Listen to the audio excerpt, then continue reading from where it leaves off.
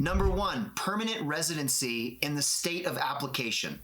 Number 2, a minimum age of 18 years old or older. And number 3, a criminal background check.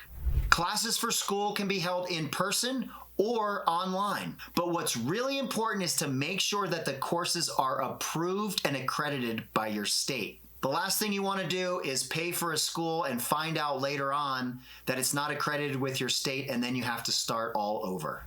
Just wanted to make sure we're on the same page. So make sure and check with your state's licensing authority. Number 2 is completing the education requirements.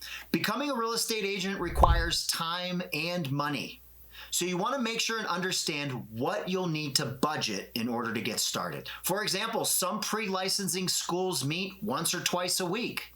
And others, especially the online courses, allow you to move and work at your own pace. So understand what your options are and choose the one that works best for you. In addition to your state's specific requirements, the cost of pre-licensing can change and vary from state to state. So you can expect to pay anywhere between $200 and $1,000 for your education. If you'd like a quick guide that shows you the number of hours that are required per state, there's a link down in the description where you can get that. After you've completed all of the required education, it brings us to number 3, and that is applying for the real estate licensing exam in your state. Once you feel comfortable with all the information that you've learned and you've taken the required pre-testing exams, you can schedule your exams.